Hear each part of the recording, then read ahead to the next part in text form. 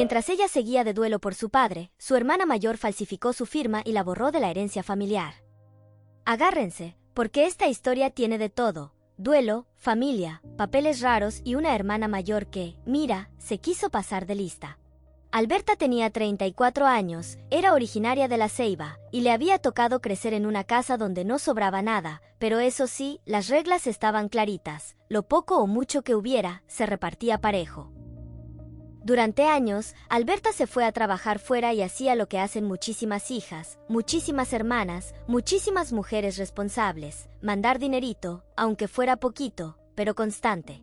Y mientras ella se partía el lomo lejos, la hermana mayor era la que se quedaba allá administrando lo que había en la casa, lo del día a día, los pendientes, las vueltas, todo eso. Hasta ahí, pues normal. El problema fue que el padre falleció. Y no fue de esas muertes donde todo queda claro, no. Fue todo rápido, incómodo, sin hospital, sin testamento formal y con una prisa rarísima por arreglar papeles. Alberta ni siquiera estuvo presente en ese momento.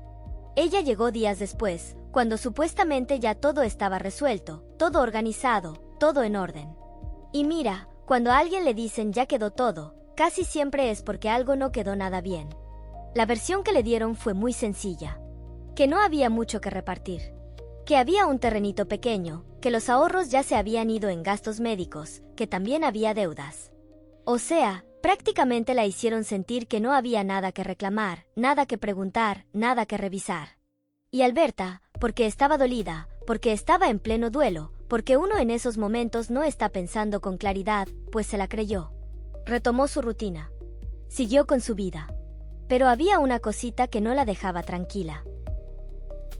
La hermana mayor empezó a cambiar su ritmo de vida. Y no creas que de manera escandalosa, no. Ahí es donde una dice: cuidado. Porque cuando alguien hace algo chueco y lo quiere esconder, no cambia de golpe, cambia poquito a poquito. Un pago en efectivo por aquí. Una remodelación discreta por allá. Vueltas frecuentes a un banco que antes ni figuraba en su rutina. Cositas así. Cositas que por separado no dicen mucho, pero juntas, juntas cuentan otro cuento. Entonces Alberta empezó a sentir eso que muchísimas veces siente una mujer antes de descubrir algo, que algo no cuadraba. Que había una pieza mal puesta. Que le estaban contando una historia muy bonita, pero muy mal armada. Y agárrate, porque el primer golpe de realidad le llegó por accidente. Un día, revisando una carpeta vieja, se encontró un recibo de avalúo del terreno. Y la cantidad que aparecía ahí no se parecía en nada a la que le habían dicho. Tampoco era una millonada, no nos vamos a ir a extremos, pero insignificante tampoco era. Entonces Alberta se quedó pensando: a ver, si supuestamente ese terreno casi no valía nada, ¿por qué ocultar el número real? Ahí fue donde se le prendió el foco. Ahí fue donde dejó de tragarse la historia completa y empezó a reconstruirla pedacito por pedacito, como quien arma un rompecabezas en silencio. Fue a ver la propiedad. Habló con un vecino antiguo. Preguntó aquí, preguntó allá. Y lo que fue descubriendo no le gustó nadita. El terreno no se había vendido meses después del fallecimiento, como le dijeron. No. Se había vendido semanas después. Semanas. Y el precio tampoco coincidía con la versión oficial. O sea, desde ahí ya olía feo el asunto. Y para rematar, toda la operación la había movido la hermana mayor. La venta, los retiros, las firmas, los documentos. Todo pasaba por ella. Todo llevaba su mano. Todo menos Alberta, porque Alberta no aparecía por ningún lado. ¿Y eso qué significa, amigos? Pues que cuando reparten algo de una familia y una persona ni siquiera figura, no es por casualidad. Es porque la sacaron. Pero lo peor todavía no venía. Porque Alberta fue al registro civil a pedir copias de documentos, con esa calma tensa que ya traía encima, y ahí fue donde se encontró con algo que le heló la sangre. Su firma aparecía en unos papeles que ella jamás había visto en su vida. No era una falsificación escandalosa, de caricatura, no. Era peor. Era una imitación funcional. De esas que no se ven perfectas, pero sí lo suficiente como para cerrar trámites rápidos, sobre todo si nadie quiere revisar demasiado. Y ahí sí Alberta entendió que esto ya no era un malentendido entre hermanas. No era un hubo confusión. No. Aquí ya había mano, intención y coordinación. Entonces siguió jalando del hilo. Y en eso, un empleado del banco, al que mejor le vamos a poner el ejecutivo, soltó una información que terminó de moverle el piso. Sin querer queriendo, confirmó que hubo 2 retiros grandes en efectivo y que ambos los hizo la misma persona. No dijo nombres, pero la descripción coincidía con la hermana mayor. ¡Ay no! Ahí Alberta sintió que la duda ya no era duda. Ya se estaba convirtiendo en certeza. Aún así, no se fue de frente como loca, no. Y eso también hay que decirlo, porque muchas creen que cuando una descubre algo así, luego explota. Alberta no. Alberta decidió confrontar con cautela. Hizo una conversación corta, medida, sin acusar directamente, como para tantear terreno. ¿Y qué recibió del otro lado? Negación, molestia y la típica narrativa del sacrificio. Que todo se había hecho por urgencia. Que ella no sabía todo lo que la hermana mayor había cargado. Que el dinero se usó para resolver problemas urgentes. Pero había un detalle, uno solito, que tiraba toda esa versión. Las fechas. Porque los retiros ocurrieron después de que esos supuestos gastos ya estaban cubiertos. Entonces Alberta entendió algo muy fuerte, no solo le estaban escondiendo dinero. Le estaban borrando su lugar dentro de la historia. Y apenas iba empezando. Pero espérense, porque cuando Alberta pensó que ya había visto lo peor, le cayó encima otra capa del asunto. Y ahí fue donde esta historia dejó de parecer un pleito entre hermanas y empezó a oler a algo mucho más armado, mucho más frío y mucho más descarado. La siguiente grieta apareció en una notaría chiquita del centro. Alberta llegó con copias, con fechas, con esa calma rara que ya no nace de la tranquilidad, sino del puro cansancio de venir tragándose cosas. Y ahí confirmó algo que le dio coraje, pero también una ventaja. Uno de los poderes que usaron para mover el trámite no solo tenía una firma sospechosa. También traía un número de identificación incompleto. O sea, ni siquiera habían hecho un trabajo impecable. Era el tipo de error que deja a alguien que está convencido de que nadie va a revisar nada, de que la otra persona está lejos, distraída, dolida, ocupada o simplemente que no va a pelear. Y Alberta en ese momento entendió una cosa bien clara: la habían subestimado. Con esa copia guardada como oro, decidió buscar al comprador.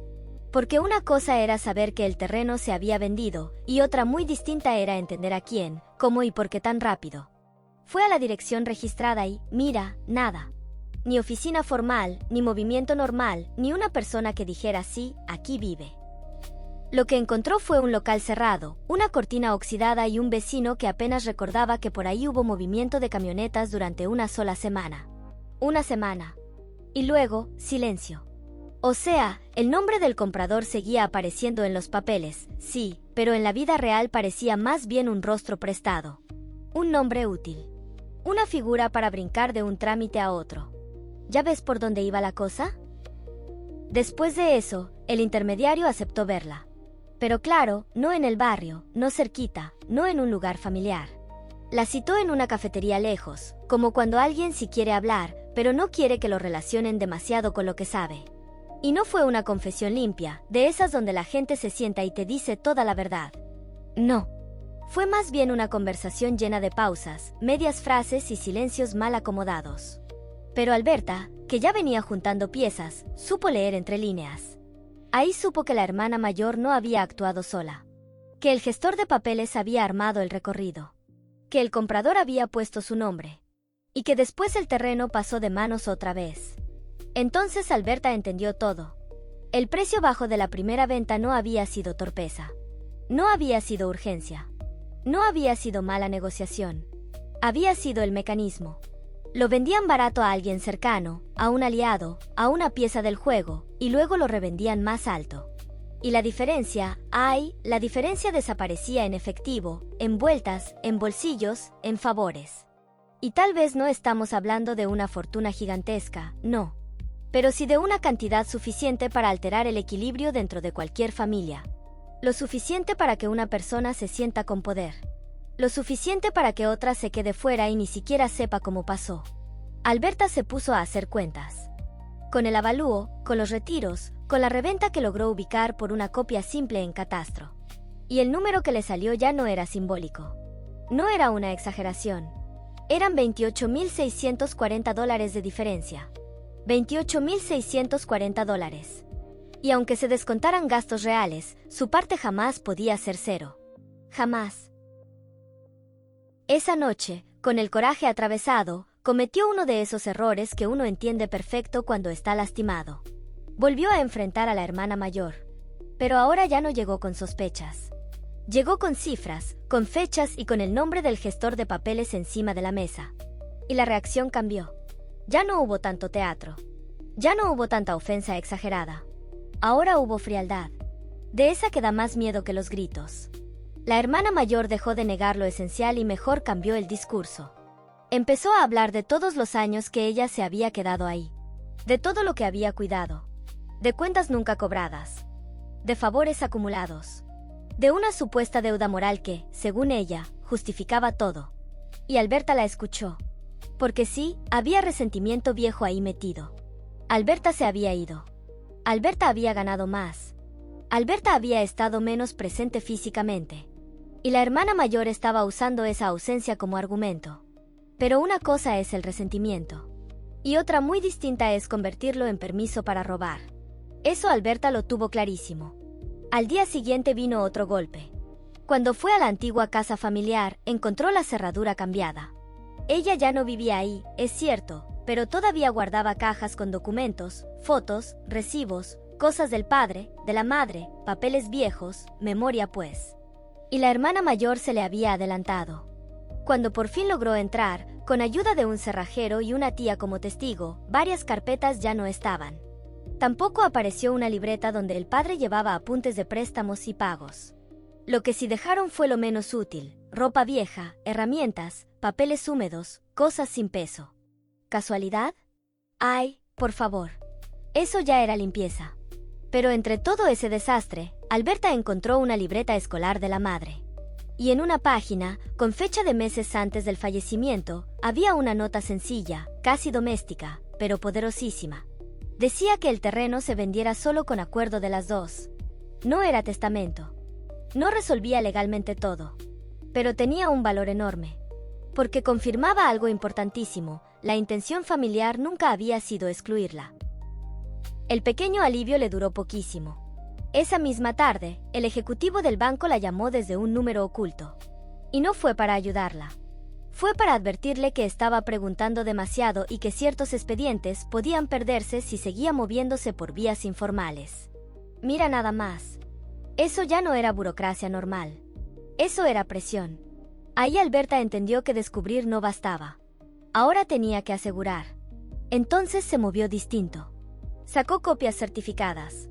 Dejó respaldos con la tía. Fotografió cada hoja. Ordenó una línea de tiempo. Y presentó una denuncia inicial. No era una victoria, no. Pero sí era el momento exacto en que el asunto dejaba de ser chisme familiar y empezaba a convertirse en problema con folio, sello y consecuencias. Y cuando ella pensó que ya tenía bastante para cargar, apareció el detalle más raro de todos. Revisando por última vez los movimientos de la cuenta del padre, encontró un retiro pequeño. Apenas $940. Hecho 2 días después de su muerte. Y no en ventanilla, como los movimientos grandes de la hermana mayor. No. Ese se hizo con tarjeta. Con tarjeta.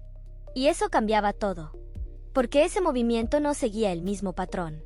Era más doméstico. Más cercano. Como si alguien que estuvo dentro de la casa, cerca del cuerpo, cerca de las llaves y cerca de los papeles, hubiera aprovechado el final para sacar lo último sin hacer ruido. Y ahí Alberta lo supo. Todavía faltaba una mano más. Una mano que no estaba solo en los trámites. Una mano que había estado adentro, desde el principio, mientras a ella todavía ni siquiera le avisaban bien que ya la estaban borrando. Y ahí fue donde cayó la última pieza, amigos. La que ya no dejaba espacio para la duda, la que ya no se podía explicar con excusas, ni con resentimientos viejos, ni con eso de es que yo hice más por la familia. No. Ahí ya todo quedó demasiado claro. La prueba final apareció donde Alberta menos lo esperaba, en el teléfono de la tía. Y mira, no fue un expediente oficial ni una grabación perfecta de película. Fue algo mucho más cotidiano y por eso mismo más brutal.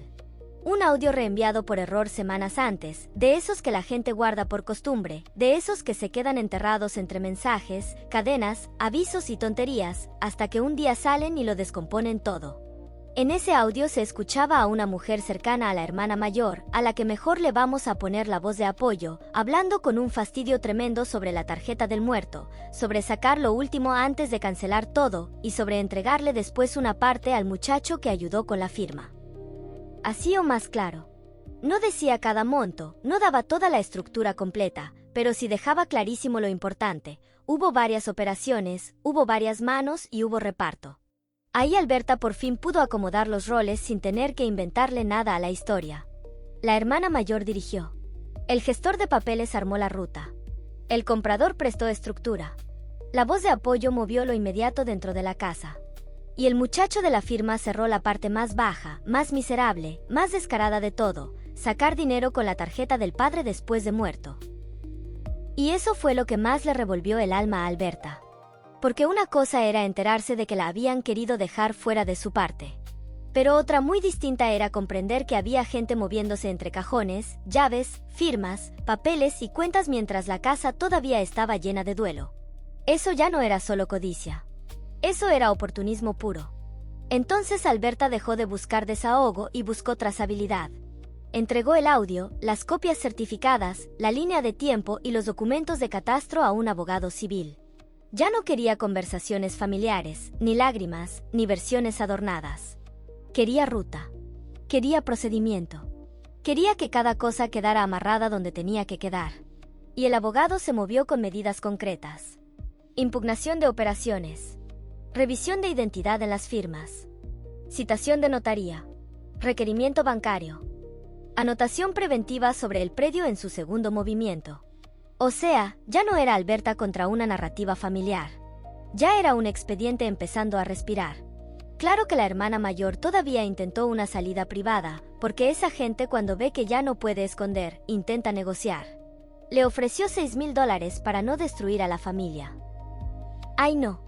Eso no era reparación. Eso era compra. Era querer pagarle por su silencio. Era decirle, toma esto, quédate callada y deja que todo lo demás se hunda donde nadie lo vea. Pero Alberta ya no estaba en ese punto. Y no lo rechazó solo por la cifra. Lo rechazó porque entendió algo importantísimo. Aceptar dinero sin reconocimiento formal era quedar atrapada. Sin verdad completa, sin justicia real y con la boca cerrada para siempre.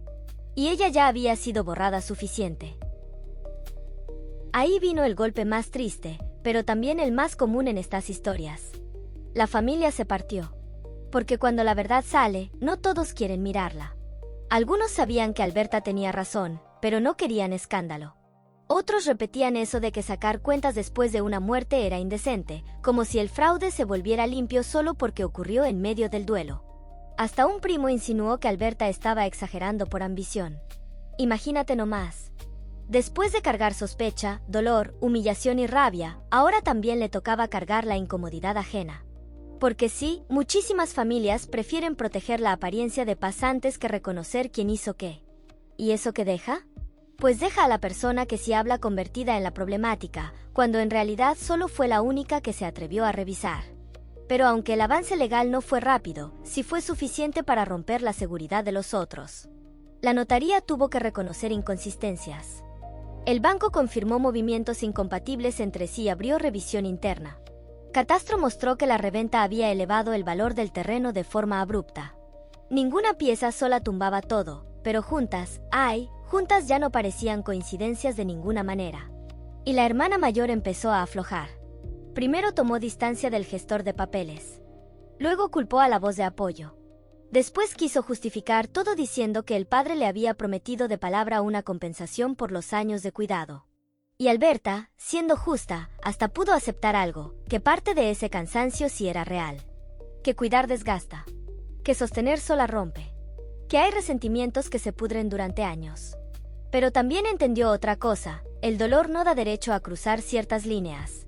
Y esa fue quizá la parte más adulta, más dura y más clara de toda esta historia. Ver que la hermana mayor no era un monstruo salido de la nada, sino una mujer cansada, herida, resentida, que decidió justificarse lo suficiente como para hacer algo que sabía que estaba mal. El acuerdo final llegó antes de una sentencia. No porque todo se resolviera bonito, no. Llegó porque ya no podían sostener la mentira inicial sin exponerse más. Alberta recuperó $14.320 como parte proporcional del valor ocultado, más $3.180 por movimientos y gastos no justificados. Todo quedó por escrito. Hubo reconocimiento parcial de irregularidades. Renuncia a futuras maniobras sobre otros bienes. Obligación de retirar firmas cuestionadas de ciertos expedientes. No fue perfecto. No trajo castigos ejemplares. No devolvió la confianza. No reparó la relación entre hermanas. Pero sí hizo algo muy importante: los hechos dejaron de estar en manos de quien gritara más fuerte. Cuando Alberta salió de la oficina con el convenio firmado, no sintió victoria limpia. Sintió cansancio, rabia vieja y un alivio seco, como de quien por fin deja de pelear contra una niebla. Después volvió a la casa, abrió una de las cajas que sí sobrevivieron y encontró una foto vieja del padre junto a ella y a la hermana mayor cuando eran niñas, todavía de la misma estatura, todavía sin cuentas pendientes. La guardó sin ceremonia. Porque no, eso no lo recuperó. Lo que sí recuperó fue su nombre dentro del asunto. Recuperó el lugar que quisieron borrarle en papeles, en dinero y en memoria. Y muchas veces, eso pesa más que la cifra exacta. La hermana mayor siguió en la familia, pero ya sin la misma autoridad. La voz de apoyo desapareció del círculo. El gestor de papeles cambió de zona. El muchacho de la firma quedó señalado por todos y protegido por nadie. Y Alberta aprendió algo áspero, pero útil: que el duelo vuelve vulnerable a cualquiera, y que precisamente por eso hay gente que se mueve rapidísimo entre cajones, firmas, llaves y efectivo. Todo empezó con la sospecha de que le quitaron una herencia. Terminó con una verdad más incómoda: no solo intentaron quedarse con su parte. También apostaron a que ella no tendría fuerza, paciencia ni pruebas para enfrentarlos. Y perdieron.